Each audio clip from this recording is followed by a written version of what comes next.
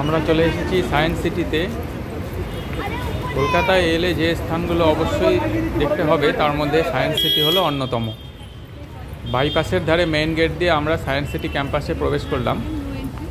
8 থেকে 80 সবার কাছে এক অন্যতম গন্তব্য হলো এই সায়েন্স সিটি। সায়েন্স সিটিতে আসেননি এমন লোকের সংখ্যা মনে হয় খুবই কম। যারা কখনো আসেননি তারা অবশ্যই এখানে একবার আসবেন। এটি হলো রোপওয়ের টিকিট কাউন্টার। রোপওয়েতে উঠলে সায়েন্স সিটির এক সুন্দর এরিয়াল ভিউ পাওয়া যায়, যদিও এখন এই রোপওয়েটা মেনটেন্যান্সের কারণে বন্ধ আছে। আমরা এখন চলে যাচ্ছি সায়েন্স সিটির মেইন অংশে, যেখানে বিভিন্ন ধরনের যে রাইডগুলি রয়েছে এবং বিভিন্ন ধরনের ডিসপ্লেইং ইউনিটগুলি রয়েছে। দেখুন আমরা টিকিট কাউন্টারের কাছে চলে এসেছি। এই যে টিকিট কাউন্টারটা, এখানে টিকিটের হার, ডিসকাউন্ট রেট ইত্যাদি নানা কিছু এখানে ডিসপ্লে করা রয়েছে। পার হেড 70 টাকা করে টিকিট কেটে আমরা প্রবেশ করলাম। চারদিক খুবই পরিষ্কার পরিচ্ছন্ন, একদম সুন্দর করে কেয়ার করা সাজানো বাগান রয়েছে। আর তারই মধ্যে রয়েছে হচ্ছে গিয়ে বিভিন্ন ধরনের এক্সিবিশন এবং ডিসপ্লেইং ইউনিটগুলি, তার সাথে বিভিন্ন ধরনের রাইডগুলিও রয়েছে। এনকোয়ারি কাউন্টার, সুভেনির শপ ইত্যাদিকে আমরা ডান দিকে রেখে আমরা ঢুকে যাচ্ছি। চোখে পড়ছে একটি টয় ট্রেন। ডান দিকে আকর্ষণীয় ডিজাইনের খাঁচার মধ্যে চোখে পড়বে কিছু খরগোশ। এসবের ফাঁক দিয়ে ঢুকলে পরে দেখা যাচ্ছে যে মিসাইলের মডেলগুলি, এবং তার সামনেই রয়েছেন মিসাইল ম্যান অফ ইন্ডিয়া। ওনার পেছনেই চোখে পড়ছে defence research and development organisation বা DRDO দ্বারা ডিজাইনকৃত অ্যাস্ট্রা মিসাইলের মডেলগুলি। এগুলিকে ছাড়িয়ে আর একটু এগিয়ে এলেই চোখে পড়বে এদের নিজস্ব ক্যান্টিন। এখানে কিন্তু বাইরের কোনো রকম খাবার অ্যালাউড নয়। চাইনিজ থেকে সাউথ ইন্ডিয়ান এক বিশাল খাবারের এখানে এক সম্ভার রয়েছে, তবে এখানে কিন্তু ভাত পাওয়া যায় না। বিভিন্ন ধরনের খাবারের রেটটা একটু দেখিয়ে দিলাম। আমরা ধোসা এবং চাউমিন নিয়ে বসলাম। খাবার টেস্ট যথেষ্ট ভালো হলেও এখানে কিন্তু রেটটা যথেষ্ট বেশি। আমরা এখন এগিয়ে চলেছি ডায়নামোশন হলের দিকে। ওখানে রয়েছে 3টি আকর্ষণীয় জিনিস: টাইম মেশিন, স্পেস থিয়েটার এবং সায়েন্স ওয়ানেস্ফিয়ার। এখানে ডিসপ্লেইং করা রয়েছে টাইমিংগুলো এবং টিকিট প্রাইস। আমরা এখন ডায়নামোশন হলে প্রবেশ করলাম। ঢুকেই ডান দিকে চোখে পড়বে একটি সুভেনির শপ, যেখানে নানা ধরনের সায়েন্টিফিক অ্যাপারেটাস, বুক ইত্যাদি বিক্রি করা হয়। এবং এই ডায়নামোশন হলের বৈশিষ্ট্য হলো যে এখানে বিভিন্ন ধরনের সায়েন্টিফিক যে ঘটনাগুলি ঘটে সেগুলি হাতে কলমে অর্থাৎ এক্সপেরিমেন্টেশনের মাধ্যমে দেখানো হয়েছে। চাইলে যে কেউ এগুলি পরীক্ষা করে আর কি দেখতে পারেন। সাউন্ড রিলেটেড কিছু মডেল এখানে ডিসপ্লে করা রয়েছে, চোখে পড়ছে।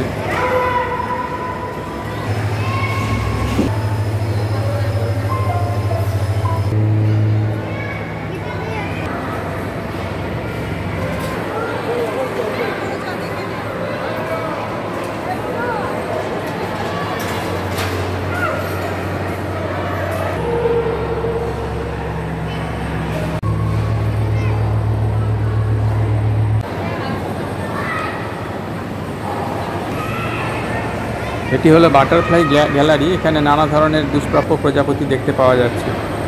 এখানে দেখুন এই যে লোহার বলটি সার্কুলার পথে ঘুরে চলেছে ঠিকই, কিন্তু আস্তে আস্তে ও তার এনার্জি হারিয়ে ফেলছে, যার জন্য ওর রেডিয়াস অফ সার্কেল আস্তে আস্তে কমে আসছে। এইভাবে রেডিয়াসটা কমতে কমতে কমতে এক সময় ও সেন্টারের দিকে চলে যাবে এবং সেন্টারে ও গিয়ে পড়বে।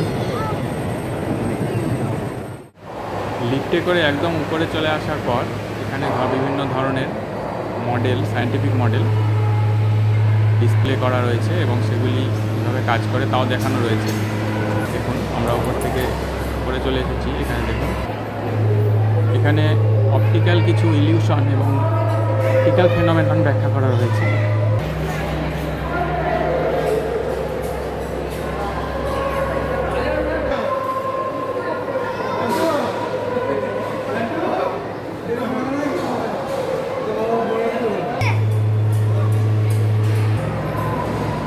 বিশ্বব্রহ্মাণ্ডের বিভিন্ন গ্রহ নক্ষত্রগুলোর পারস্পরিক যে দূরত্ব তা এখানে ডিস্টেন্সের মাধ্যমে দেখানো হয়েছে।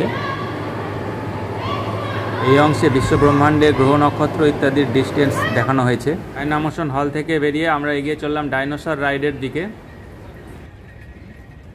এখানে দুটো আইটেম এক্সপ্লোর করা হয়েছে, একটি হলো ইভ্যালুয়েশন অফ লাইফ, অন্যটি হলো panorama on human evaluation. Ticket price হলো যথাক্রমে 50 টাকা এবং 60 টাকা করে। দূরে দেখা যাচ্ছে বন্দে ভারতের আদলে তৈরি টয় ট্রেনটি ঘুরছিল। আমরা ইভ্যালুয়েশন অফ লাইফ ডার্ক রাইডে আমরা এন্ট্রি করলাম। লাইন দিয়ে কিছুক্ষণ অপেক্ষা করার পর অবশেষে ভেতরে প্রবেশের সুযোগ এলো। চাকা লাগানো গাড়িতে চেপে আমরা প্রবেশ করলাম ভেতরে। ভেতরে লাইট অ্যান্ড সাউন্ডের মাধ্যমে ইভ্যালুয়েশন অফ আর্থ ব্যাখ্যা করা হয়েছে।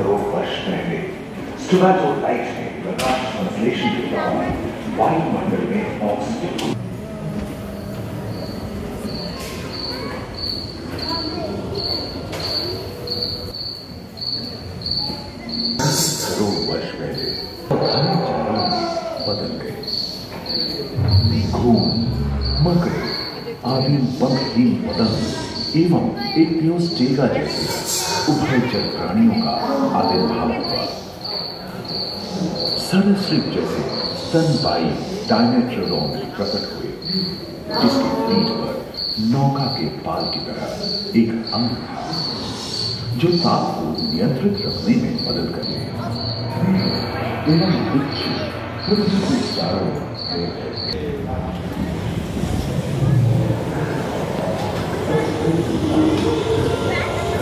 मेंढक, कछुओं और मगरमच्छों का जन्म लगभग 22 करोड़ वर्ष पहले प्रथम स्तनपायी जीव मेगाज़ोस्ट्रोडो चूहे जैसे आकार का था।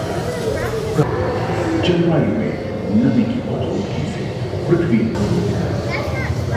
बेल्जियम प्रदेश खंडित होने के कारण भारत एशिया की ओर खिसकने लगा था।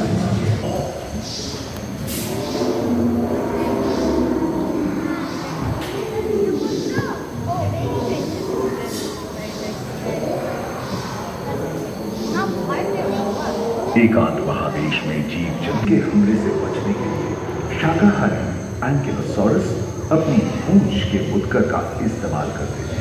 पृथ्वी से जा टकराए, जिसके फलस्वरूप उत्पन्न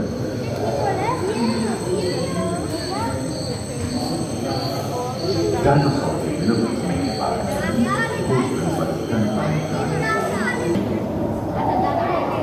पृथ्वी के लंबे इतिहास में झांके तो ऐसे कई मौके रहे हैं। প্রদর্শনী শেষে আমরা বেরিয়ে এলাম এবং এগিয়ে চললাম এক্সিটের দিকে। এখানে রয়েছে জুরাসিক এজে অবস্থিত ডাইনোসরের এক হিংস্র স্ট্যাচু। বন্ধুরা, এই ভিডিওটি কেমন লাগলো অবশ্যই কমেন্ট করে জানাবেন এবং চ্যানেলটি সাবস্ক্রাইব না করে থাকলে সাবস্ক্রাইব করে দেবেন। ধন্যবাদ।